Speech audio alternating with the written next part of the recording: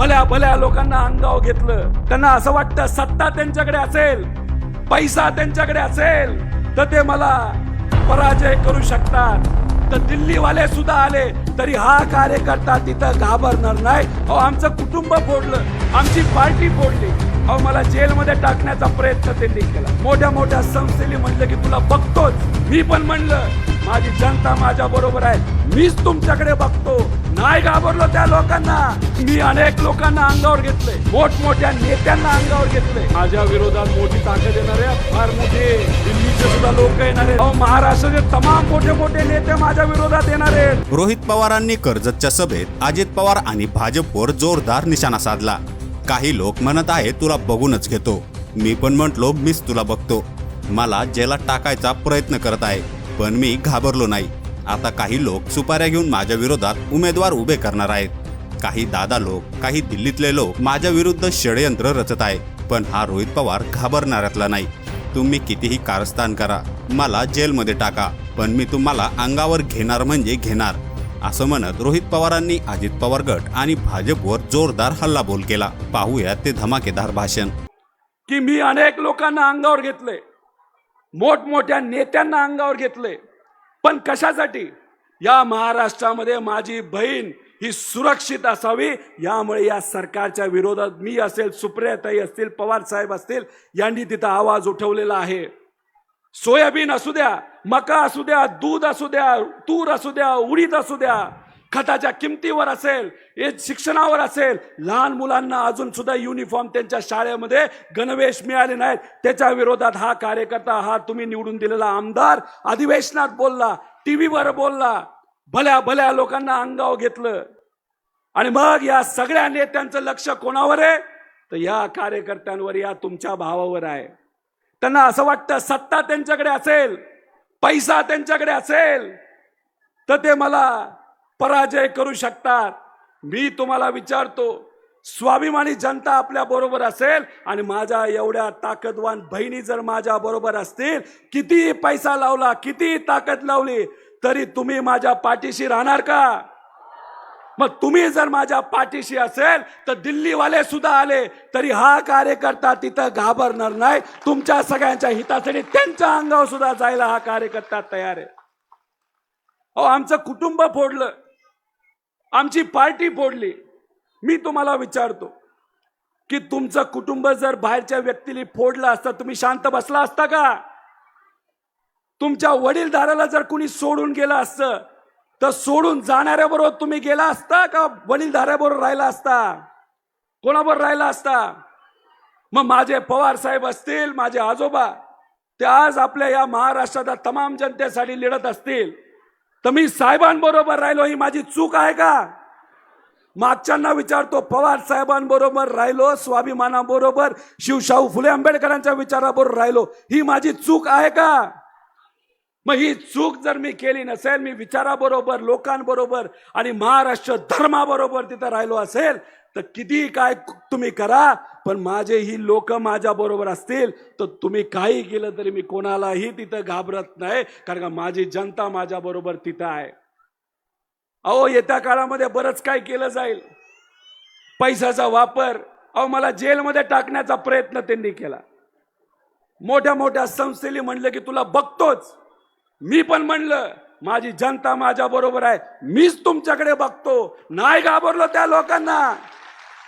अहो तुम्ही जेलमध्ये टाकलं तरी छत्रपती शिवाजी महाराज असतील, शिवशाहू फुले आंबेडकर असतील, अण्णाभाऊ साठे असतील, पुण्यश्लोक अहिल्यादेवी होळकर असतील, यांनी आम्हाला शिकवले, काही झालं तरी दिल्ली समोर झुकायचं नाही, आपला स्वाभिमान राखायचा. आणि तुम्ही हा निवडून दिलेला कार्यकर्ता स्वाभिमान राखण्यासाठी जो काय प्रयत्न तो करतोय.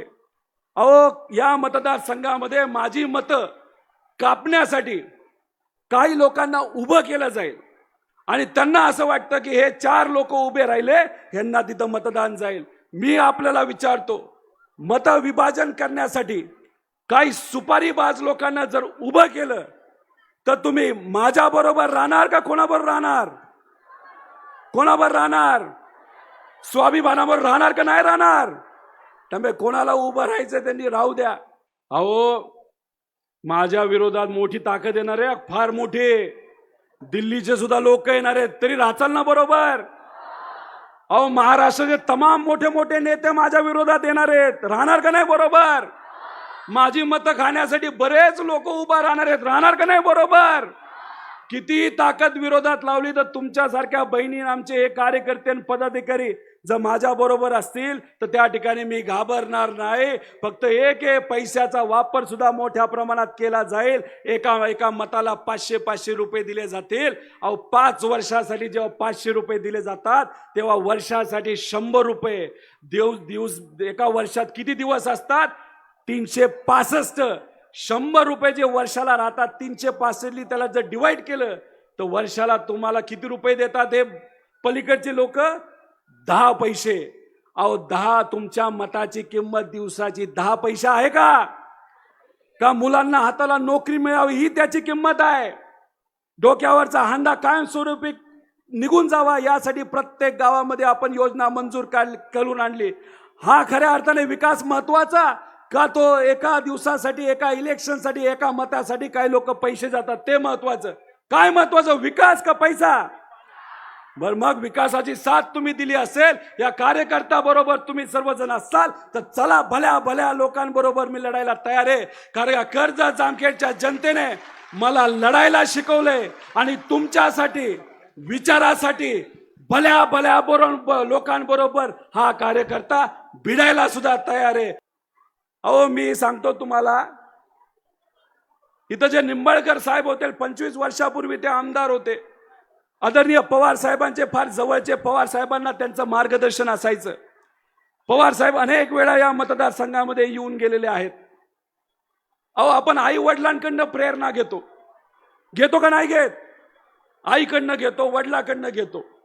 आपण ज्या लोकांकडनं प्रेरणा घेतो ही लोक आपल्यासाठी महत्वाचे आहेत. सद्गुरू संत गोदड महाराज, सद्गुरू संत गीते बाबा, सद्गुरू संत सीताराम बाबा, आपले राशींची माता शेगुडचे महाराज, या सगळ्यांकडनं आपण सर्वजण प्रेरणा घेतो. खर्ड्याचा जो किल्ला आहे जिथं मराठ्यांची शेवटची यशस्वी लढाई झाली त्याच्यातून सुद्धा मी प्रेरणा अनेक वर्षांपासून तिथं घेत आलेलो आहे.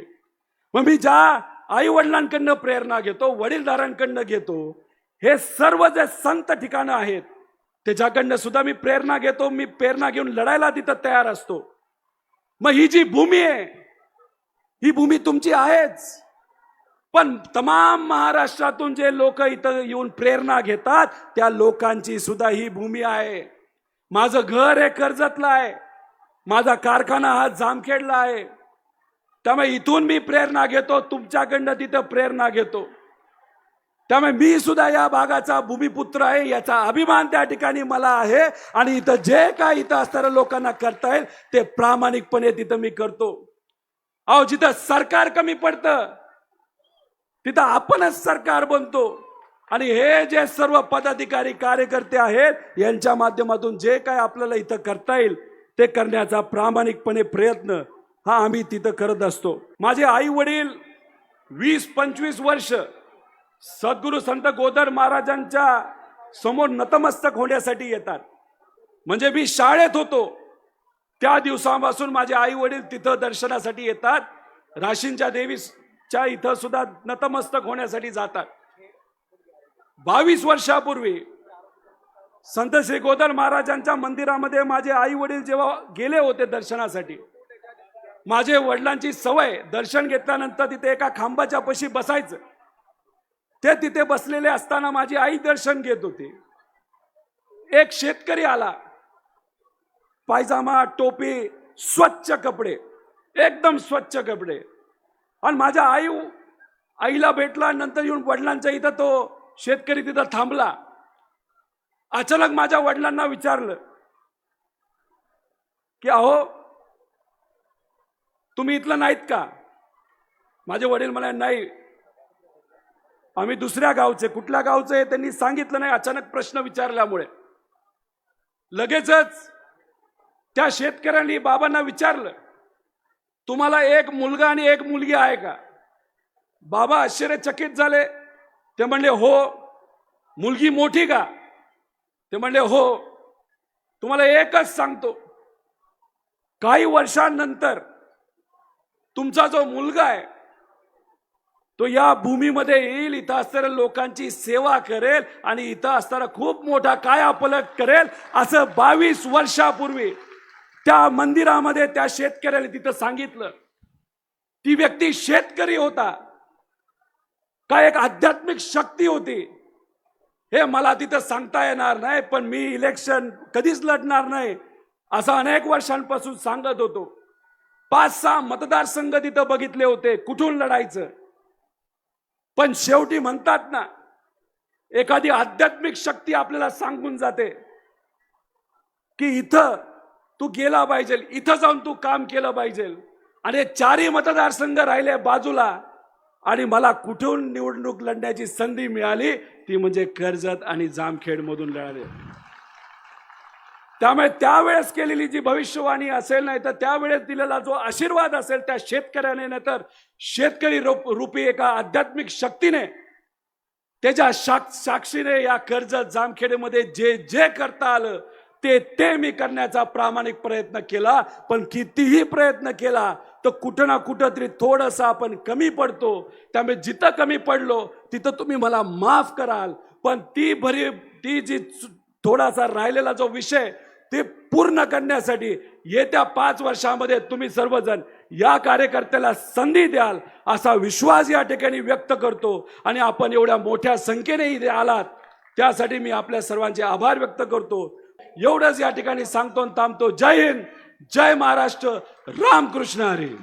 या व्हिडिओवर तुमची प्रतिक्रिया कमेंट बॉक्समध्ये नक्की लिहा आणि व्हायरल मराठी चॅनलला सबस्क्राईब केले नसेल तर सबस्क्राईब करायला विसरू नका.